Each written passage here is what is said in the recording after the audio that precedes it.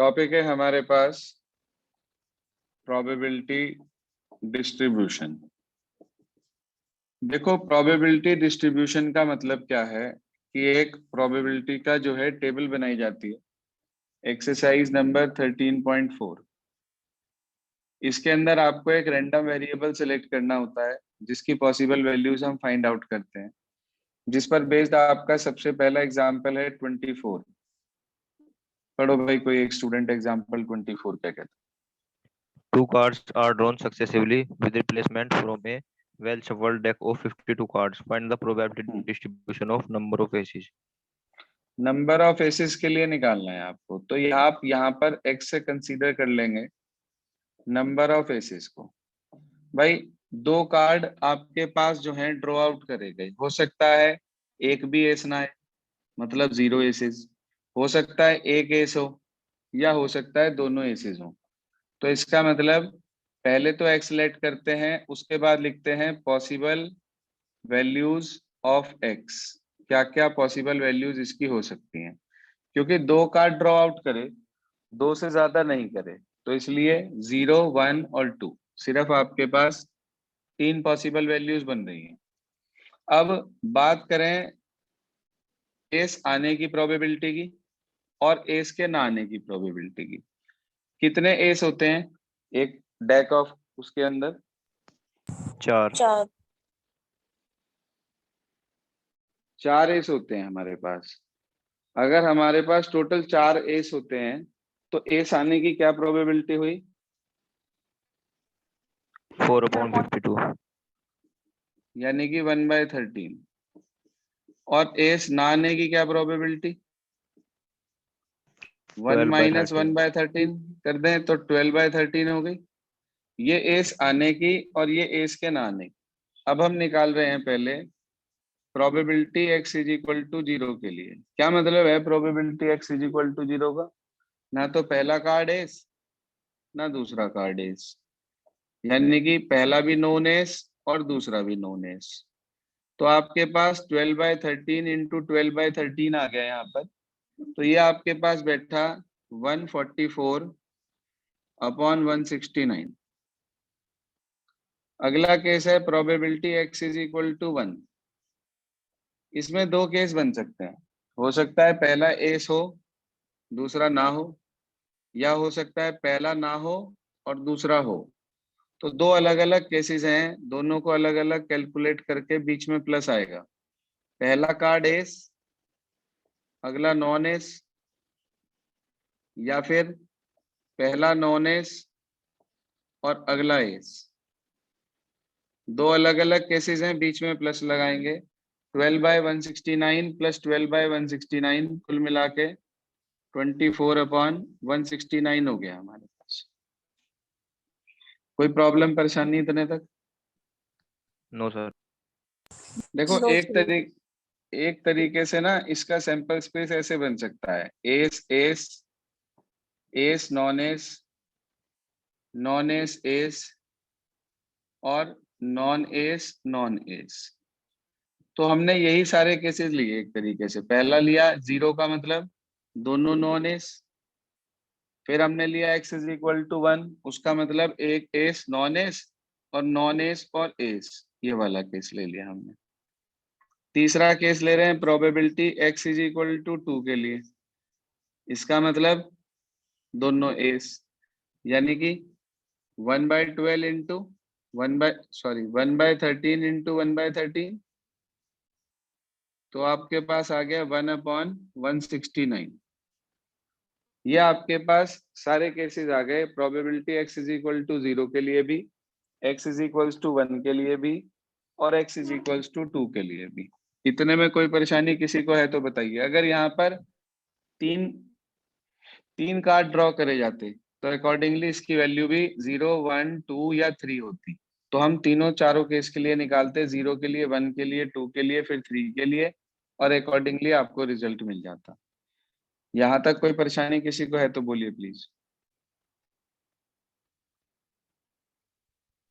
Any query regarding this? अब इसके बाद हमें क्या करना है, प्रोबेबिलिटी डिस्ट्रीब्यूशन बनाना है। आप लोगों को छोटी क्लास में फ्रीक्वेंसी डिस्ट्रीब्यूशन पढ़ाया गया था। फ्रीक्वेंसी डिस्ट्रीब्यूशन में क्या होता था, सबसे पहले क्लास इंटरवल, फिर टेली मार्क्स और लास्ट में उसकी फ्रीक्वेंसी लिखी जाती थी, क्योंकि टेबल थी फ्रीक्वेंसी डिस्ट्रीब्यूशन की, तो इसलिए फ्रीक्वेंसी लिखी जाती थी। अब टेबल है प्रोबेबिलिटी डिस्ट्रीब्यूशन की, तो आप लिखेंगे सो प्रोबेबिलिटी डिस्ट्रीब्यूशन इज, ध्यान दीजिए, टेबल बनाएंगे आप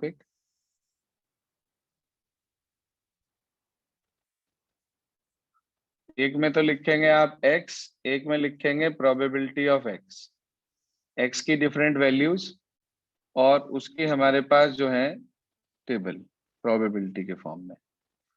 तो 0 है, 1 है और 2 है। प्रोबेबिलिटी है 144/169, 24/169 और 1/169। जरा चेक करना, इतनी बात समझ में आई क्या? Yes sir. अब कई स्टूडेंट्स को ऐसा लगता है कि यार हमारा तो शायद गलत हो गया, हमारा तो शायद गलत हो गया। तो एक चीज हमेशा के लिए ध्यान रखना कि सारी प्रोबेबिलिटीज का सम, भाई हमने सारे केस लिए हैं, यानी कि हमने पूरा सैंपल स्पेस जो था 4 इवेंट वाला वो पूरा कवर करा है। तो इसका मतलब ये सारे इवेंट्स मिलाकर एग्जॉस्टिव इवेंट बनाएंगे। एग्जॉस्टिव का मतलब ये होता है कि इन सब की प्रोबेबिलिटीज का जो सम है वो 1 आएगा। आप चेक करके देखो, 144/169, 24/169 और 1/169 का सम कितना आ रहा है? सर 1 1, बिल्कुल ठीक, परफेक्ट 1 आ रहा है। तो इसका मतलब हम ये कह सकते हैं कि हमारे पास इन सब का सम 1 है, इसका मतलब हमारा बिल्कुल परफेक्ट है।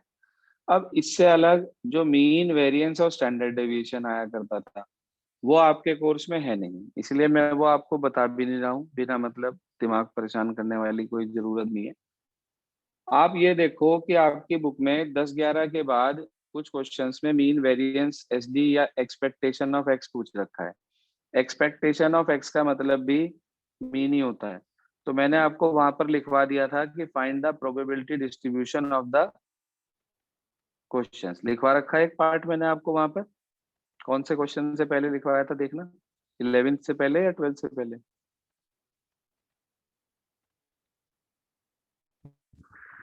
10 से 15 तक। 10th से 10 पहले। से 10 से 15 तक।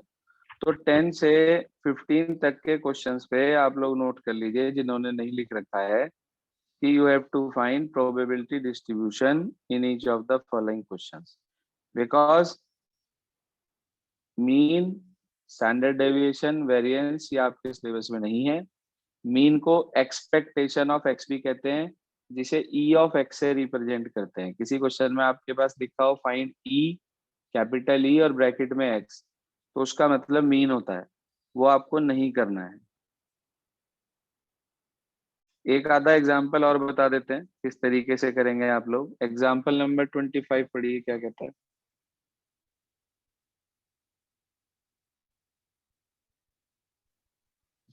Find the probability distribution of number of doublets in the 3 throws of a pair of dice. 3 throws of a pair of dice.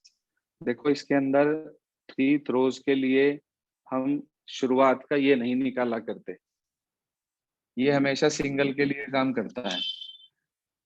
जैसे कि ये एग्जाम्पल 25 है, एक्स से हमने रिप्रेजेंट करा नंबर ऑफ डबलेट्स को।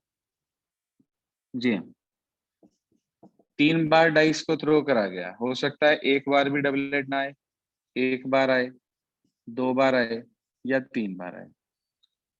प्रोबेबिलिटी डबलेट की, हाँ जी, आप जब एक पेयर थ्रो करते हैं डाइस का तो कितने केसेस बनते हैं एक पेयर से? सर 36। 36 केस बनते हैं। डबलेट बोलते हैं 1 1 2 2 3 3 4 4 5 5 6 6 को। तो बता सकते हो how many doublets are there? 6। 1/6। 6। अरे डबलेट तो 6 होंगे भाई, प्रोबेबिलिटी ही तो 1/6 होगी। नहीं, आगे से आगे ना बोलो। ये तो डबलेट आने की प्रोबेबिलिटी, और डबलेट ना आने की 1 - 1/6 यानी कि 5/6। ये आ गया हमारे पास। अब हमें क्या करना है, अब हमें x की जितनी भी पॉसिबल वैल्यूज हैं उन सब के लिए जो है उनकी प्रोबेबिलिटीज निकालनी है। निकालिए जी। पहले प्रोबेबिलिटी x बराबर 0, इसका क्या मतलब है, एक पे भी डबलेट नहीं आया, तो ऐसा तो सिर्फ एक ही केस होगा जिसमें तीनों पे डबलेट नहीं आया। हाँ जी सर, केस कितने बनेंगे पहले तो यही बता दो।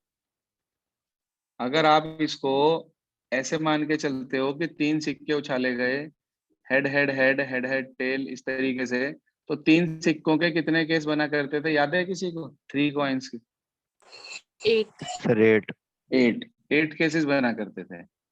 ठीक है, या तो आप उस 8 के हिसाब से कर लो तो ये हो जाएगा, नहीं तो इसका शॉर्टकट तरीका यही है कि तीनों नॉन डबलेट हैं।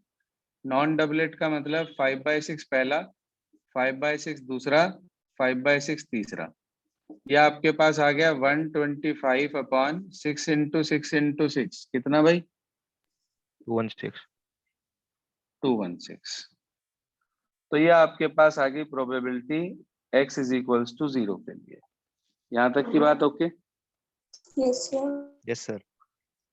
अगला हमें चाहिए प्रोबेबिलिटी x = 1। इसका क्या मतलब है, एक बार डबलेट आया। अब वो एक बार डबलेट पहले नंबर पे भी हो सकता है, वो एक बार डबलेट दूसरे नंबर पे भी हो सकता है, यहाँ 2 पे बार लास्ट वाले में या कॉर्नर वाले पे, या वो डबलेट जो है आखिरी वाले में भी हो सकता है। तीनों में से किसी एक जगह पर हो सकता है। तो इसका मतलब ये हुआ कि 1/6, 5/6, 5/6, ऐसे 3 केस बनेंगे।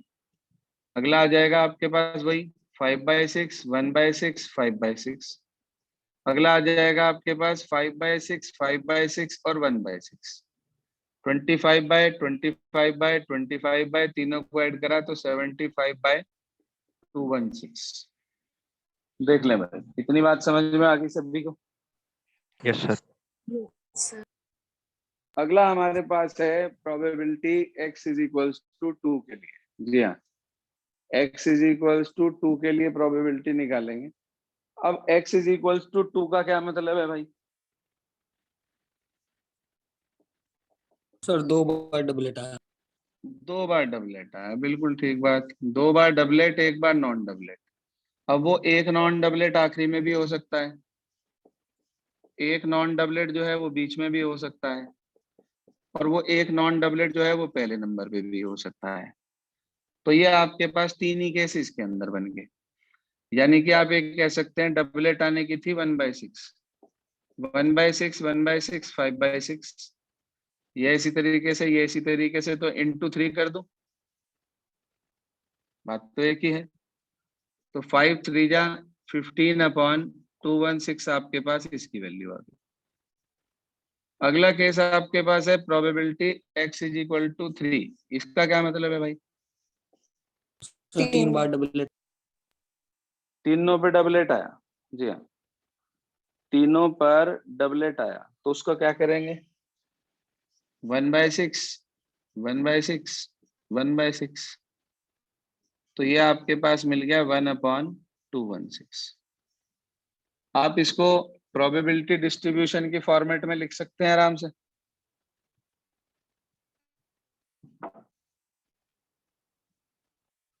बोलिए जी। पहला था 125/216, 75/216, 15/216, 1/216। जरा सबका टोटल चेक करना कितना है।